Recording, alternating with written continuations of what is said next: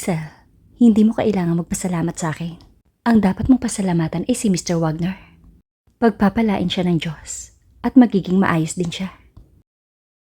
Tumango si Celia, ngunit wala siyang nagawa para mabawasan ang kanyang pag-aalala.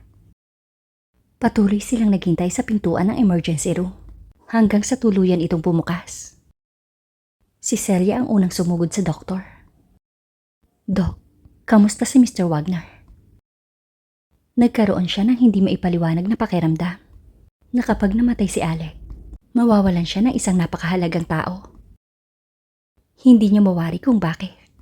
Dahil noon pa lamang niya ito nakilala, ay nagpapasalamat si Celia at nagmamadaling pumunta sa VIP room para hintayin ang pagdating ni Alec. Nang sa wakas ay nagising ito mula sa anesthesia. Ang unang sinabi niya dito ay, Mr. Wagner, salamat sa pagligtas mo sa akin. Ngumiti ng bahagya si Alec kay Celia at hindi pinansin ang kanyang sariling kondisyon. Natutuwa akong ligtas ka.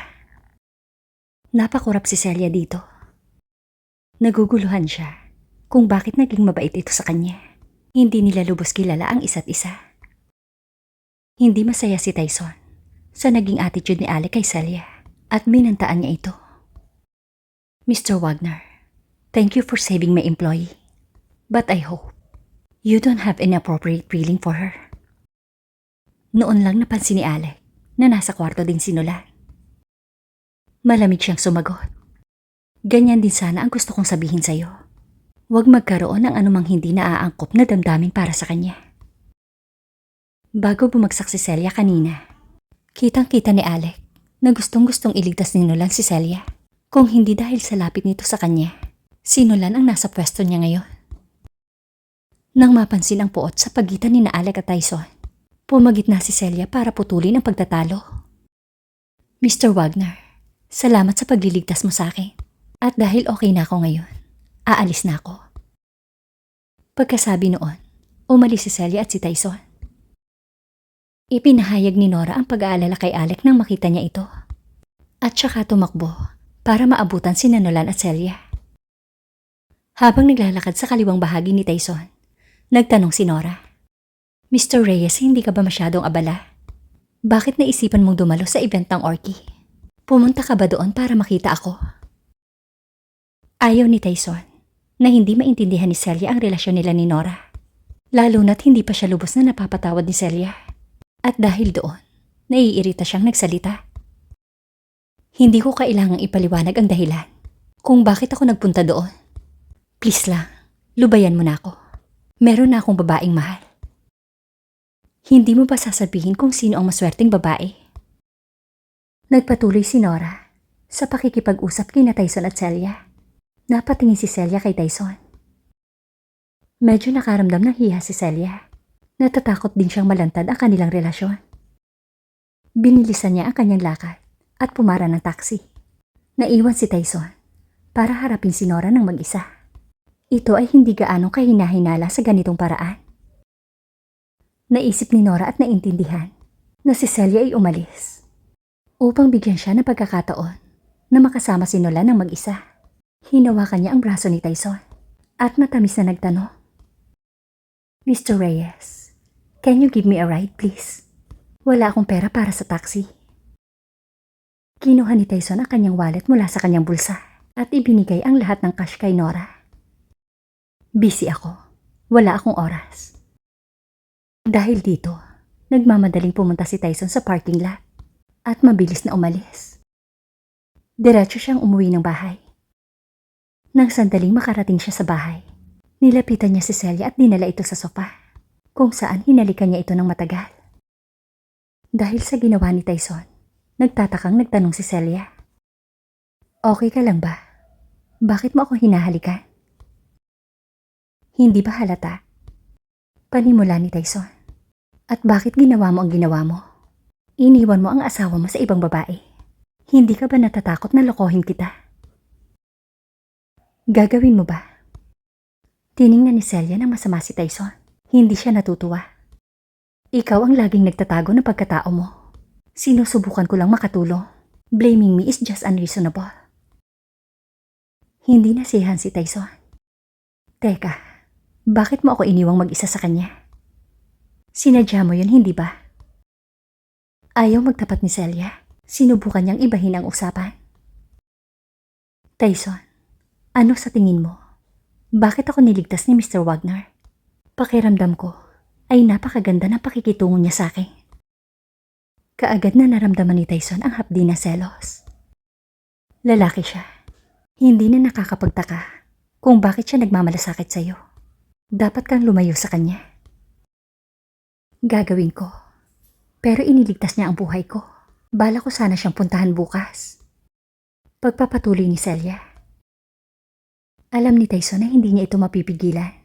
Kaya sinabi niya, huwag mo lang hayaan na mag-isa ka kapag pumunta ka doon. Kinaumagahan, nagising si Celia sa isang tawag mula kay Eta. Nababalisa ito sa telepono. Kaya naisip ni Celia na apurahin ito.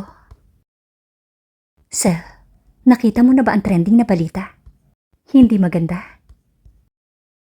Pinunasan ni Celia ang inaantok niyang mga mata at minuksan ang website ng balita sa telepono. Sa umpisa, nakita niya agad ang balita tungkol sa pagliligtas ni Alex sa kanyang buhay. May naglabas din ng recording na nagmumura si Lucy. Ang karamihan ay nagtaka kung bakit iniligtas ni Alex ang buhay ng dalaga. Hindi nila akalain na itataya nito ang buhay nito para sa isang estranghero. Napakaraming tao ang nagkalat ng chismis na may relasyon sina Alex at Celia. Nang makita ni Tyson ang balita, sinubukan niyang alisin ito sa lahat ng mga website. Ngunit hindi ito nagtagumpay. Kung sino man ang nasa likod ng chismis na ito, ay siguradong napaka-powerful. Walang pakialam si Celia na bumaling kay Tyson. Pumunta tayo sa ospital at bisitahin muna natin si Mr. Wagner. Sumang-ayon si Tyson at isinuot ang kanyang maskara. Sa labas ng silid, nakita nilang nag-uusap sina Alex at Nora sa isang siwang ng pinto. Naging magkaibigan ang pamilya Aston at Wagner sa loob ng maraming henerasyon. Ganda ang relasyon ng mga magulang ni Nora kay Alex. Malaki ang naitulong ni Alex sa karir ni Nora. Kahit kailan ay hindi nila ipinakitang malapit sila sa publiko. Ayaw nilang isipin ng mga tao na ang tagumpay ni Nora ay dahil kay Alex. Sa kwarto, casual na nag-uusap ang dalawa. Binalatan ni Nora ang isang mansanas habang nagsasalita. Hiniwa niya ito at pagkatapos ay ipinakain kay Alex. Alex, naka-online ka ba? Mas ikaw ang nasa headline ngayon kaysa sa akin. Napangiti si Alex habang kumakain ng isang peraso ng mansanas. Anong gusto mong sabihin? Huwag ka magpa-apekto sa paligid ng mga basher. Napabuntong hininga si Nora. Gaya ng ibang tao, sa tingin ko din ay masyado kang nagmamalasakit kay Celia. May asawa na siya at mahal na mahal niya ang asawa niya. Sa tingin ko, dapat mong panatilihin ang iyong distansya. Hindi mo naman siguro gustong maging hadlang sa buhay may asawa niya. Pakiramdam ni Alex ay walang magawa. Kahit na ganito ang tingin mo sa akin, do you really think that I'm romantically attracted to Celia? Napamulat si Nora. Well, bakit mo itataya ang buhay mo para iligtas siya? Hindi ka pa nagkaasawa at wala kang anak. Parang pamilya mo na ako. Pero kung ako lang ang naaksidente, hindi mo itataya ang sarili mong buhay para iligtas ako. Hindi ba? Napansin ni Alex ang dismayadong ekspresyon ni Nora at para gumaan ang pakiramdam nito, sinabi niya, huwag kang magselos. Sa tingin mo ba kung nasa panganib ka, hindi kita ililigtas? Muli siyang kumagat ng mansanas at muling nagpatuloy. Kung curious ka talaga, sasabihin ko sa iyo kung bakit napakabuti ko kay Celia. Dapat kang mangako sa akin na ilihim ito. Hindi pa oras para isapubliko ito. Labis na nasasabik si Nora sa pag-iisip na makakapasok siya sa sikreto ni Alex. Sabihin mo na bilis. Pangako, hindi ko sasabihin kahit kanino. Anak ko si Celia. Kasasabi lang ito ni Alex nang makarinig sila ng tunog mula sa pinto. Hindi sinasadyang na itulak ni Celia ang pinto sa emosyonal na estado. Nagtama ang mga mata ni na Alex at Celia at kinilabutan si Nora.